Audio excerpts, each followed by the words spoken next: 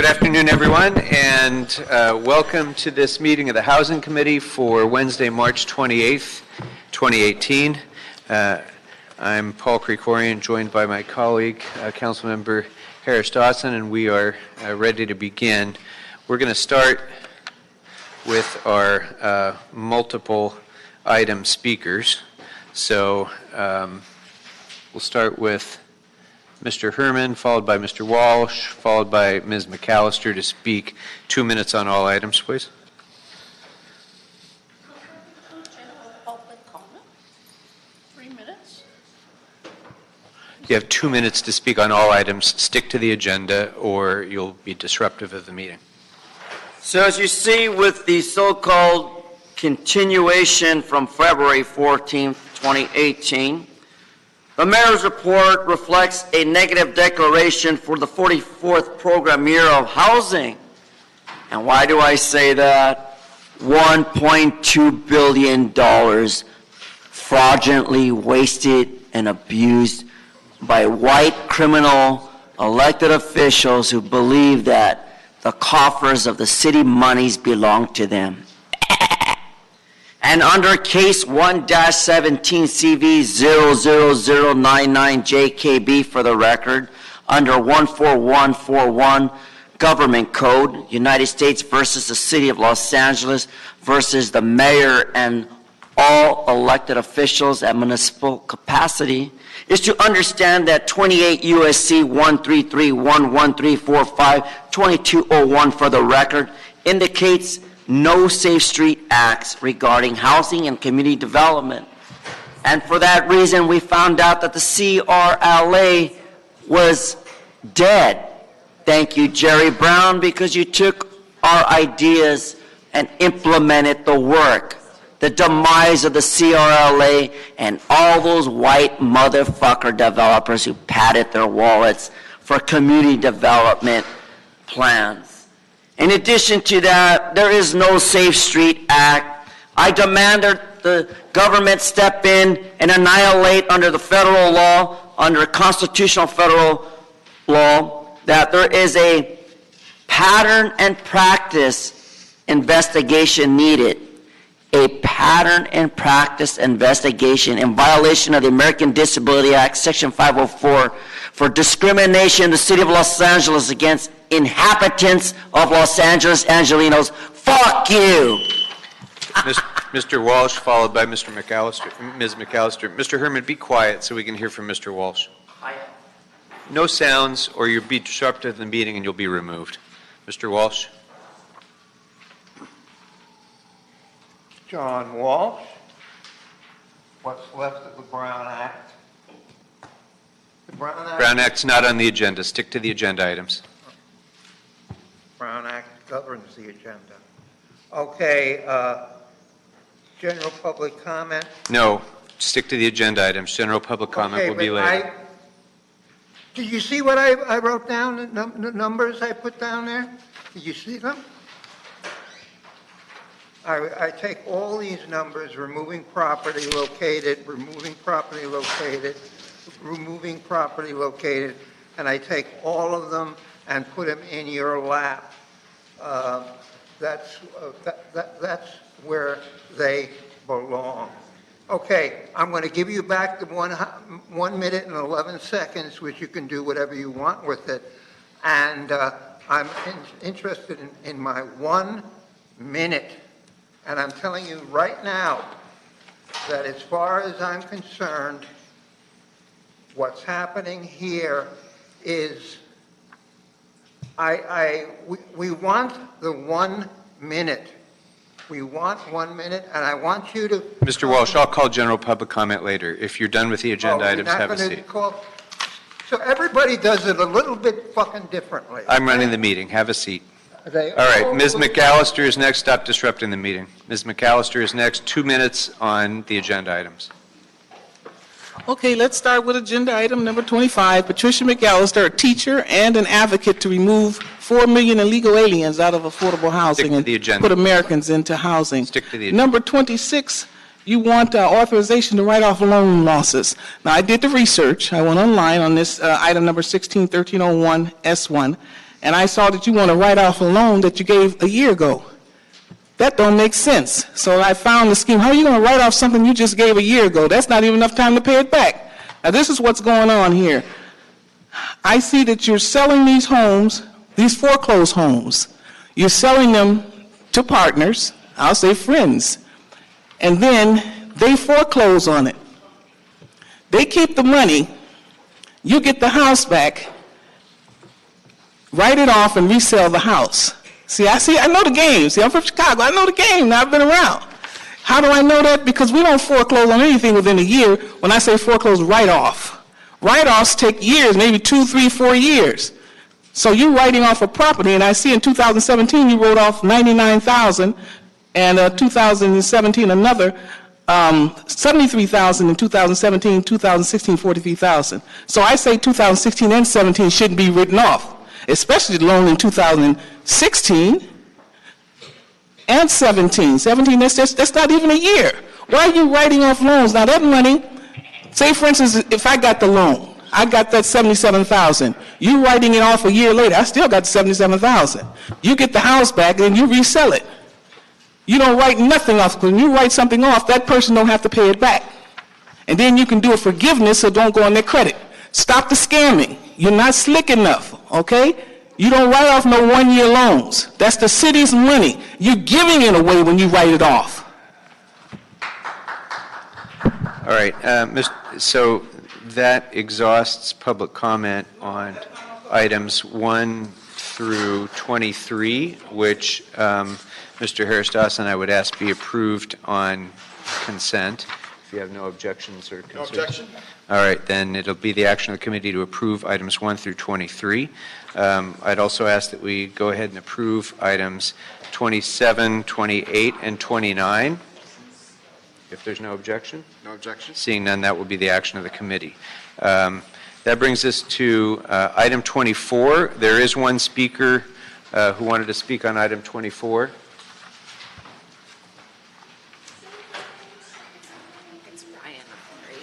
Mr. Ryan Afari, if you could come on up. You have 1 minute on this item, sir. Thank you. Mr. Herman, be quiet. Sit there quietly, mind your own business, or you will be removed in a heartbeat. Just sit in silence. Sorry, Mr. Afari. Go right ahead. Hello, my name is Ryan Afari. I'm a member of the Downtown LA Neighborhood Council and the Historic Core BID. I'm speaking today as a private citizen. I'm also a developer in the city of LA, and many of my projects include affordable housing components. I wanted to address this committee to voice my strong opposition to mandating a local hire provision in the spending of all HHH-funded projects. We're currently in a homelessness crisis. The people of this city approved billions of dollars of self-imposed taxes to make funds available for cost-efficient construction of homeless housing to begin immediately. In the subsequent year and change, we have seen few, if any, proposed new projects under HHH. We need to remove barriers for construction of these critically important supportive housing units through initiatives like the Supportive Housing Ordinance approved on March 2nd, not impose additional barriers, limitations, and costs to these projects by forcing them to be constructed essentially wholly by a select number of groups labeled as local hire. The priority here should be efficient use of taxpayer dollars to go as far as possible and reach as many people as possible. The ordinance does nothing for the average citizen of LA and benefits the few at the expense of the majority of Angelenos and the homeless community. Thank you. Thank you very much, sir. All right, there are no other speakers on item number 24. So, Mr. Harris-Dawson, if there's no objection, I'd recommend approval of that item, and without objection, that will be the action of the committee. So that brings us then to item number 25.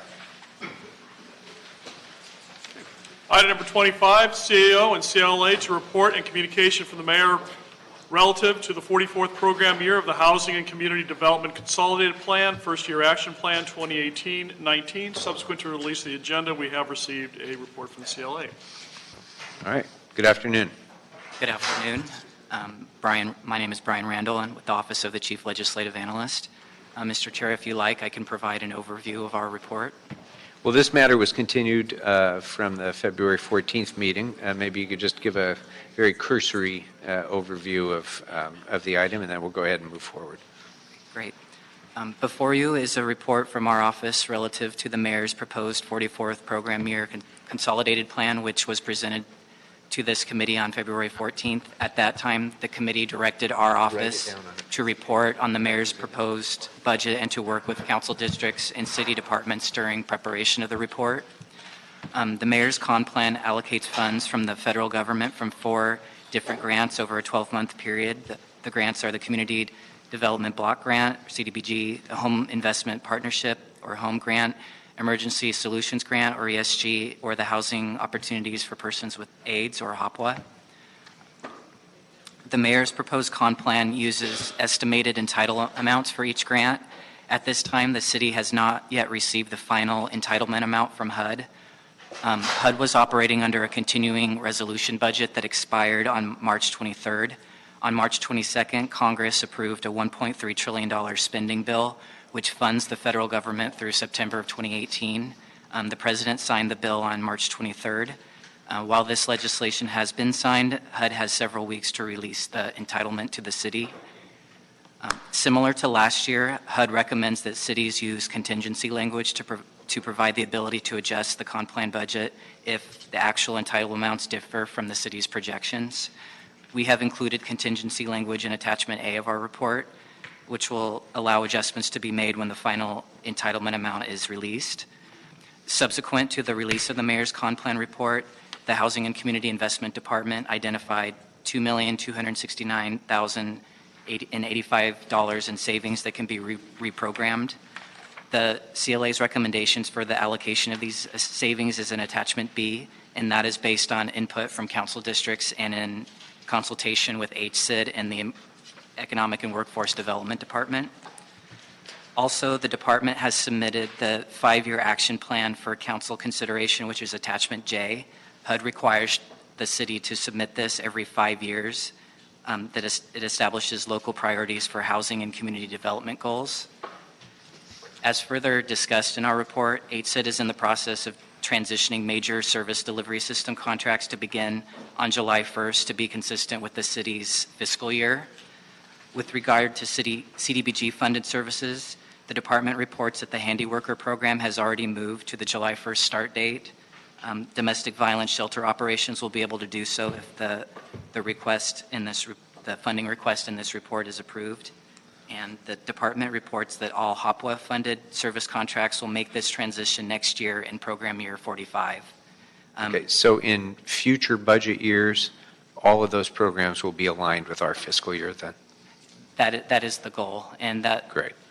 is why we included a recommendation for the department to submit the next steps to council within the next 30 days. Terrific. All right. Mr. Harris-Dawson, any questions on this matter? No. So I would recommend approval of recommendations 1 through 18 and 20.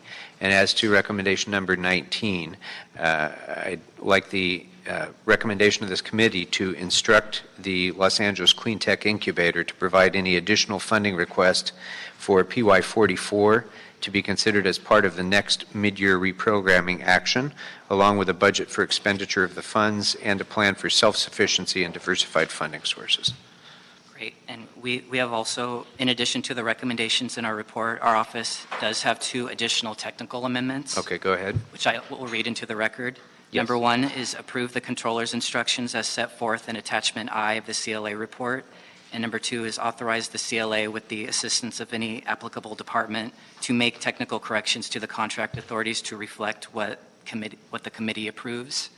And the CAO has analyzed the fiscal impact of these recommendations, and they submitted a report under separate cover, and CAO staff are available if the committee would like to discuss. Very good. I don't think it'll be necessary to discuss the technical amendments. So with those amendments, if there's no objection, it'll be the action of the committee to approve the recommendations with the amendments that we have indicated. So thank you very much. Mr. Harris-Dawson, after we voted on item number 14, we did have speakers who wished to speak about that. So I'd like, without objection, to reopen item number 14. No objection.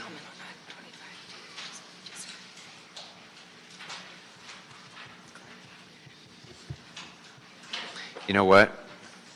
I'm sorry. Before we even move on to that, I'd like to reopen item 25, which we just heard, because I didn't realize we did have a speaker on that item as well. So, Claudia, if you can come on up. Don't have a Claudia? Claudia Oliveira? All right. Well then, once again, we will approve the recommendations as amended. And that brings us to item number 14. If there's no objection, we'll reconsider that. And I'd like to ask Mr. Juan Rubio to come on up, followed by Babak Shakrian.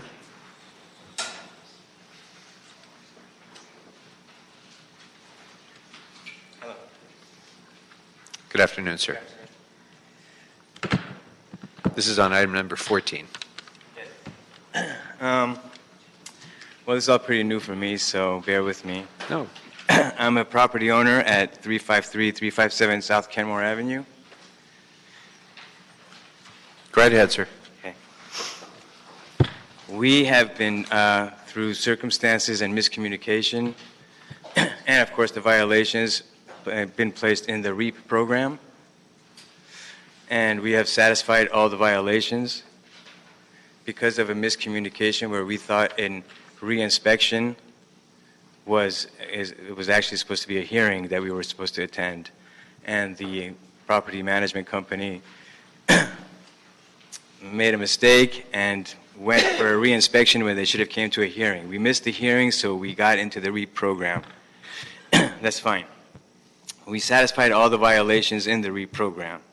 But we have one tenant there who is parsing complaints, using housing as maintenance. So, first of all, they're using housing as maintenance. Second of all, once we got into the REAP program, they're picking complaints. Okay. Then once it's completed, they pick another complaint. We have been in the REAP program now for about 2 months. Tell me the address again, sir. It's going to take about another 2 months before we get it. This is a loss of about $40,000. Time's expired. Please tell me your address again. 353 to 357 South Kenmore Avenue. And if there's an abuse of this REAP program... Time is expired, but what I'd like you to do is come on over here to the two gentlemen sitting against the wall there and talk to them about it, and we will hold this one on the desk until you've had that conversation. Okay, our next speaker on this item is Babak Shakrian. That was me. Okay, I'm sorry. Is Juan Rubio here? Same case. Is it the same person? Yeah, I'll take more time to talk about it. No, if you spoke, you spoke. Speak to this gentleman, please. Speak to this gentleman. Okay, so we're going to hold item 14 on the desk until that conversation can be had. That brings us up to, we don't need conversation in the meetings. Please, sir, I've instructed you to go and talk to the gentleman at the wall, not anyone else. All right, item number 26.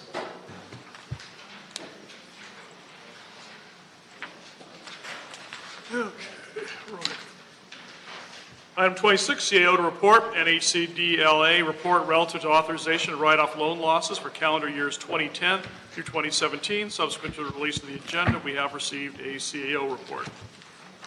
Good afternoon. Good afternoon, council members. My name is Nick Campbell from the CAO's office. The item before you is a request from Housing to write off loan losses from 56 loans and a total principal amount of $2.966 million. Resulting from third-party foreclosures and short pay agreements from calendar years 2010 through 2017. Just to note, the amount request for write-off represents the principal amount only and does not include accrued interest for 14 interest-bearing loans. The write-off of these loan losses would have no impact to the general fund, and I'm available for any questions on the CAO report. Well, thank you. For starters, usually these write-offs are fairly routine matters, but some of these are from quite recent dates. And I'm confused as to why we would be writing off loans for calendar year 2017, for example. Can you walk us through the exhaustion of all collection efforts that have been taken by the city that leads us to the point where we're prepared to write these off? I would defer to a housing representative here regarding the details of those specific ones. Hi, council members. My name is Doug Swager, and I'm with the Housing Community Investment Department. to answer your question, all these foreclosures actually occurred between 2004 and 2008. Well, no, the original loans occurred during that time period. I take it back. The original loans were 2004, 2008. The foreclosures themselves occurred in the years that you see in the report. So the ones that occurred in 2017, there was a result of either a first mortgage lender foreclosing on a property or a property owner going into default and the city and the other mortgage lenders agreeing to take less than their principal balance. And so we, in order to issue what we call 1099 forms to borrowers because of the forgiveness of the loans, we come with these, we try to come every year with them so that we can issue the 1099s before the following tax season. Maybe we need to take one step back and explain how it is that we get to the point of needing to write off the loan. We provide an affordable housing loan to a borrower, and they're foreclosed upon. What happens next? These are non-recourse loans? Yes, that's correct. They're non-recourse loans. So in the examples here, all of these loans were to assist first-time home buyers to purchase homes. And we oftentimes, in addition to providing first-time homebuyer loan, we also provide a housing rehabilitation loan as well. And the city's loans are subordinate to the first mortgage lenders. And when they go into default, so they go in default on their first mortgage, our loans are sort of silent. They're non-recourse. They don't make monthly or annual payments to us. They're deferred, and we collect our principal when the property is sold sometime in the future. When the first mortgage lender puts a borrower into default, notices are given out to all the other lenders and the borrower themselves. We receive those notices. At that point, we get in contact with the borrower to make sure that we provide them references to counseling to try and help them sort of get through this process. If that doesn't work, one or two things typically happen. There'll either be a short sale where the first mortgage lender will agree to allow them to sell the house for less than is owed on some of the mortgages. And if the first mortgage lender will allow that, we will typically go along with that in order to, one, avoid a foreclosure, and two, allow us to collect some amount of our investment into the property. But I guess I'm confused about that part. How do we collect any part of it if it's a short sale and we're subordinate to the first mortgage? There's agreements amongst all the lenders that, the first mortgage lender will get the vast majority of the repayment, but they will agree to allow subordinate lenders to get nominal amounts. Typically it's $1,000 or something. Okay. So this is going to be a situation where there's zero equity left in fact, there's negative equity in the home. Correct. Most of these homes were purchased at the height of the market before the downturn, and they all lost value. And we have no recourse outside of the equity that no longer exists in the home. That's correct. Okay. And we're in second position after the first mortgage. Yeah, typically second, third position. Okay. So that, I think, makes clear why there is no possibility of collection on these loans, even if the default happened and the foreclosure happened relatively recently. Correct. And we also do analysis whenever this happens to make sure that there's no equity available for us to be repaid. In past times, the department has showed up at a trustee sale and perhaps made the investment to purchase a property. They haven't done that in many years because there's just zero equity in the properties. Okay. What sort of conditions are there on these loan programs? What does a first-time home buyer need to establish to qualify for them? Well, they need to qualify for a first mortgage. So there's the standards of qualifying for a first mortgage. Okay. The city's requirements for our second are, conservative. particularly compared to, the kind of lending products that used to be offered. Yeah. We require a 30-year fixed mortgage, no, negative amortization, no balloon payments or anything of that sort. And if they've already qualified for the first, it's not like this is a loan to lesser qualified borrowers because they've already qualified. Correct. Right? And that's Yeah. a condition of our loan. Yes. Okay. And they're all conforming loans, so they can be sold, resold to Fannie Mae, Freddie Mac. Okay. Very good. Mr. Harris-Dawson? So just to clarify, going back to Mr. Krikorian's original question, the latest one of these loans would have been initiated is 2008, so 10 years you're saying?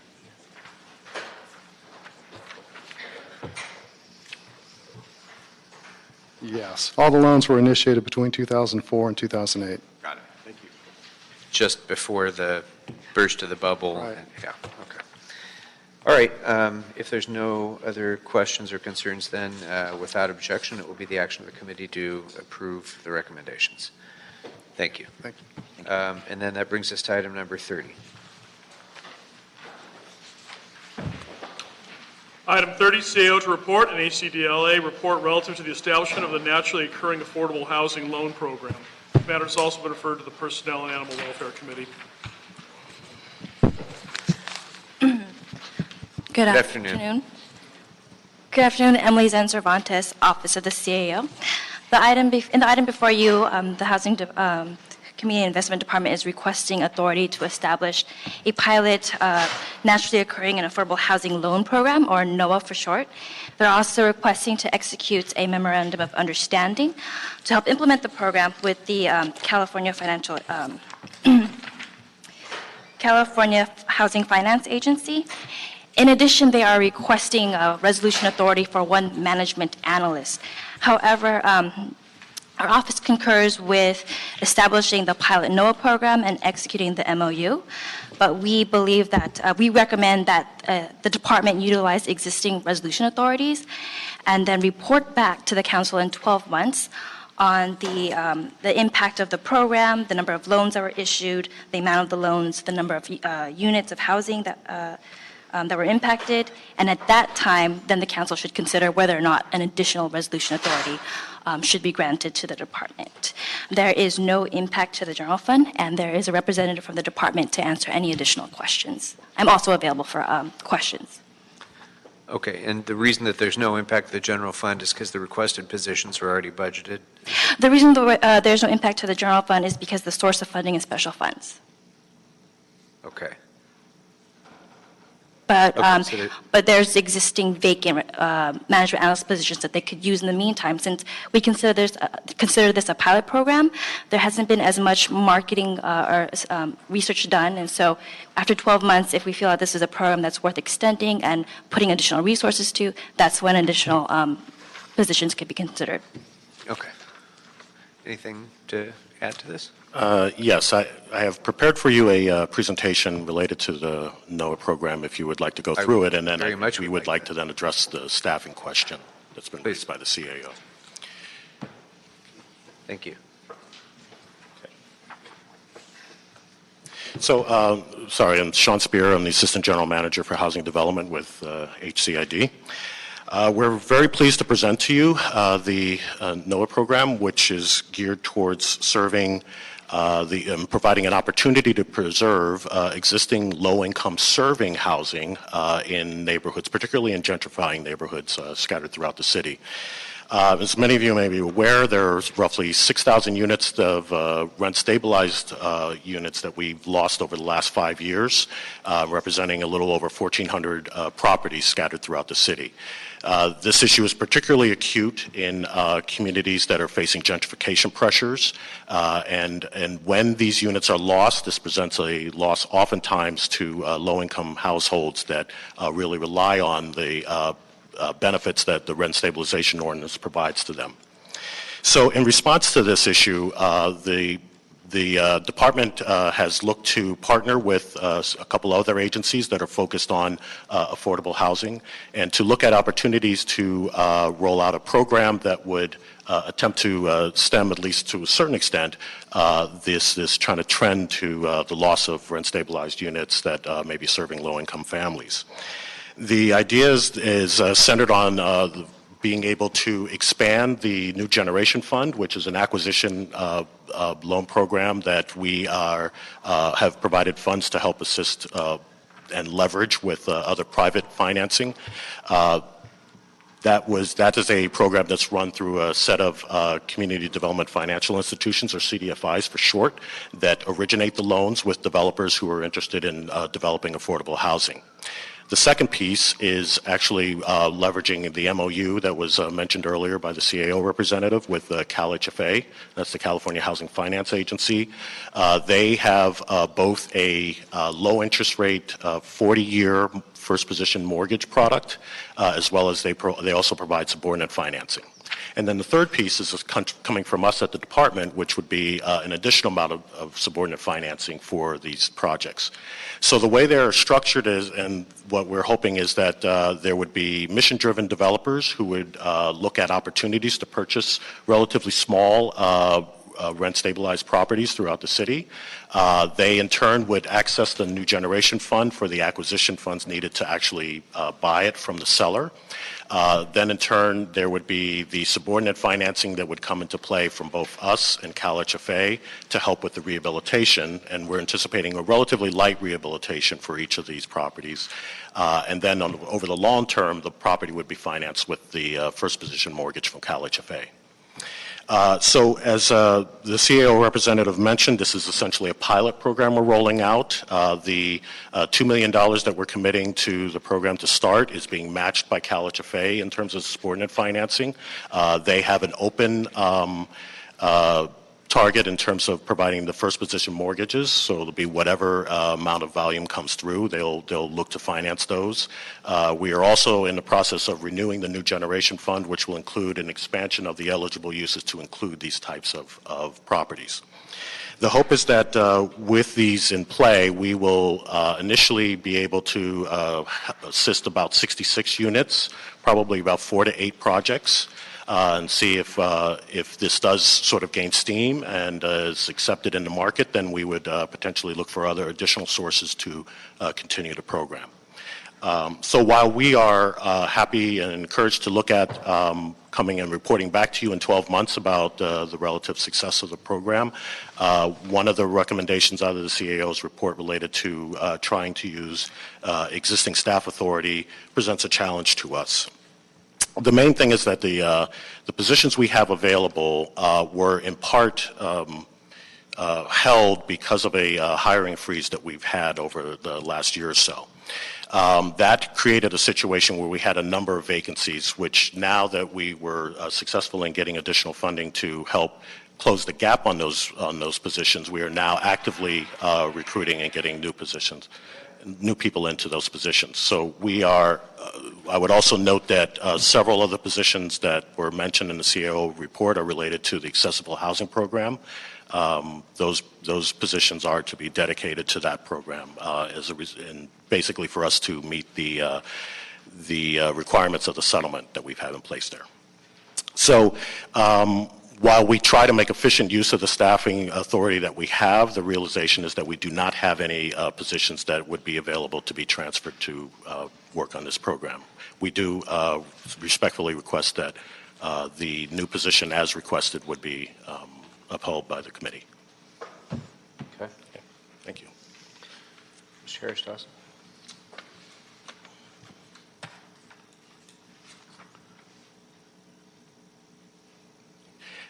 As part of that presentation, there is an example. If you would like me to walk you through what that would look like, I'd be happy to do that as well. No, I just, my curiosity is around, this report makes some assertions around gentrification in areas that have gentrification. I was just trying to get a broad sense of how you decide that. So the program will be citywide, but the hope is that by virtue of the economics involved, we're because of the amount that we are going to be making available for the rehab, this assumption is that it will be mostly in communities that have rent-stabilized units that don't have the ability to leverage their existing value by getting other, for instance, an equity loan that would be able to do the rehab. Because they don't qualify for the equity loan because of their creditworthiness or because of the... Yeah, maybe both, a couple of challenges like that. Right. So our initial assumption is that they'll mostly be, the takers in essence of the program will be mostly ones that are facing gentrification pressures. And I guess in that's what I'm communities trying to get at. How do you know someone's facing gentrification pressure? What does that mean to you? So actually our policy unit has identified criteria around identifying what are gentrifying communities. Okay. And so we will expect to be targeting some marketing in those communities. And in general, do you know the features of what features you're looking for? Yeah, so these may be typically RSO buildings, RSO subject buildings that may not generally may have older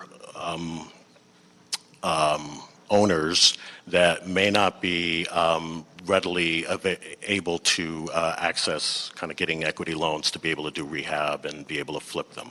So we're hoping to kind of stem some of that activity that in some cases those folks may decide to sell their property, and we're hoping that we can sort of insert ourselves into that process by making these funds available and have the developers that are interested in doing this work actually be able to use these resources to buy those properties. So I have to apologize. My head's already halfway to the beach. Sure. Forgive me. Yeah. Because it's vacation time. But so I guess what I'm getting at is what are the features of the neighborhood, not the subject. In other words, so I could have an RSO building that meets all those qualifications in an area that's not gentrifying. Yes. I'm trying to figure out how you tell the difference between an area that's gentrifying and an area that's not. Yeah, so I'm not sure if our policy. And if Claudia, you want to come up? Yeah. So I'm asking our policy director, Claudia Monterosa, to speak to the criteria they developed. Good afternoon, Claudia Monterosa, HZLA. This is an area that we actually have been studying for a little while. In 2012, we actually identified gentrifying areas in the city of Los Angeles with our TOD and preservation study. And some of the indicators that we included were parcel, county assessor information data to identify the value of the land, income of the by census tract of the areas, RSO housing stock. At that time, we utilized our existing at-risk affordable housing list so that we can identify where we had the propensity of the expirations of these properties. Since 2012, there has been a lot of work done in this area of work. So we actually, and I actually participated in an anti-displacement study. So one of the other things that we need to look at is the change in the income of the area and the change in the population type that's coming in and coming out of the census tract areas. And you have that, or you're we do have that information. It's something that we are going to be engaging in as part of either this program and also your upcoming motion. Yeah, that's... So you're hearing me. Got you. Thank you. And also some of the indicators that we utilized in our report back where we identify where there is an overconcentration of the placement and citation of affordable housing projects, homeless services, et cetera, et cetera. So we do have that information. And what we need to do is identify those indicators further basically focus on what is it that we want to be able to have as an output. So there's a lot of general good information coming out of UCLA, USC, and Berkeley and some other institutions that actually we can leverage on. Got it. Thank you. All right. Yes, I'd like to go right address ahead. the comments about the staff. Yes. While Sean is correct that a majority of the management analysts we identified are part of the accessible housing program, and the accessible housing program is part of a settlement agreement, there is a lot of work that still needs to be done and established before those management analysts can be used. For example, there are requests for proposals that still have yet to be issued and contracts to be established before any rehabilitation work can be done and any audits and other work that the management analyst could do. So we believe that in the meantime, within a year, they could use existing authorities to, they could transfer them. And then, I also want to note that they have other staff in this unit, not management analysts, higher classifications that could probably absorb the work as well for the pilot program. And then in a year, that's when we can determine whether a new management analyst should be added to this division. Okay. So this matter is also referred to personnel, right? Is it? And they come after? Yes. Okay. So I think that's probably a discussion better taken up in personnel. I'm prepared to move forward with the recommendations of the CAO, but I think addition of the position would probably be better addressed to that committee and then, taken up in the budget process as well as we go forward for the budget for next year. So, if there's no objections, it will be the action of the committee to approve the CAO's recommendations. So, thank you very much. Thank you. Councilman John Wickham with the CLA's office. You have item 14 still on your desk? Yes. It's my understanding that the property owner and the department have spoken. The action in front of the committee today is to remove this property from REAP, which is the outcome that the property owner was looking for. And so your previous action to approve. Very good. Well, then, thank you very much. We'll then take up item 14 again, and if there's no objection, it will be the action of the committee to approve the recommendations. Thank you very much. All right. I think that concludes our agenda items. So we will now go back to general public comment, and I'd like to invite up first Nicole Angelo and Ben Angelo. For 1 minute each, please. Okay. Good afternoon. Okay. Good afternoon. Thank you. As a resident of Lincoln Heights, I just urge that you listen to the community, the people that live there, in regards to the 5 developments on the parking lots in the small corridor of Broadway. Most people are opposed to it, as was seen at last Thursday's meeting. And being the original East LA, it feels like the neighborhood just gets kind of bulldozed. I can't imagine you would do this sort of thing to the west side. 5 are too many. And I ask that you stop this project and go back and just listen to what we want for our neighborhood. Pulling on the heartstrings in the name of homelessness is just wrong. Thank you. Thank you. Sir. Agreed, yeah. We've been residents of Lincoln Heights for about 5 years now, and we've watched a struggle against kind of unwanted developments happen in neighboring neighborhoods such as Boyle Heights. The crowbarring of 5 developments into an area under the auspice of homeless or supportive housing is just a thin ruse. It was clear at the meeting that this is not the intended use of these properties. Coming from a town that is small in Michigan, I'm used to seeing communities help instead of kind of harm and force their ideas of what's good for a neighborhood. So I'm just here to state that the community is objecting to all 5 developments on these parking lots.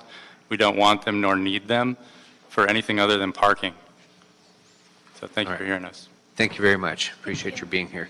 All right, so the remaining general public comment speakers are Ms. McAllister, Mr. Walsh, and Mr. Herman.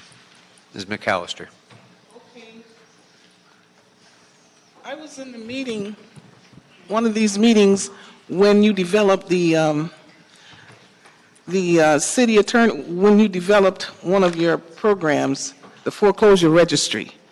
And then I find out now that the city attorney's office got $239,000 from that. That was only established about a year and a half ago to keep track of all the foreclosed property.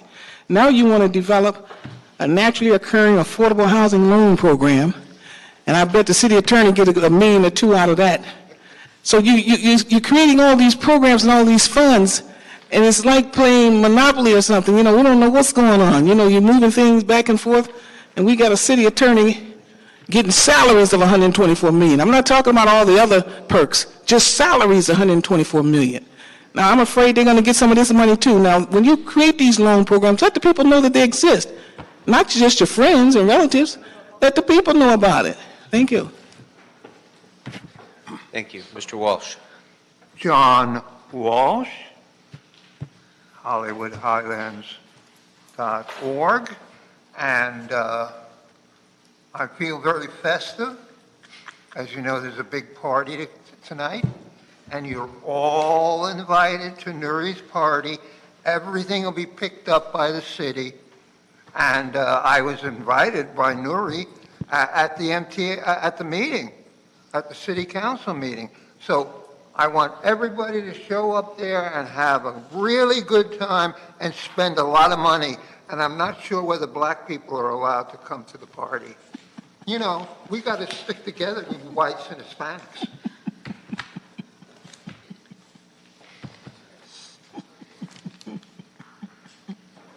Mr. Herman.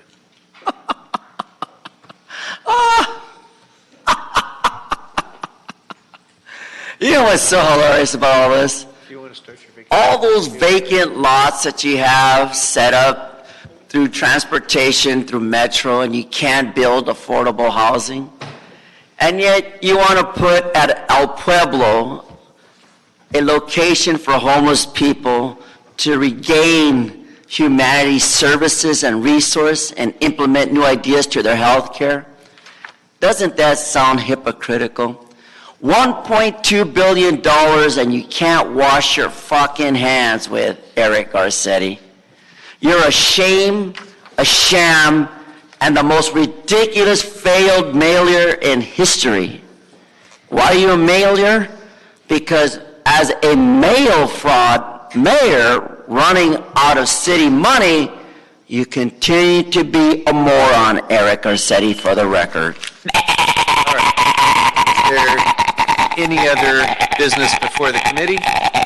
Seeing none, we are adjourned.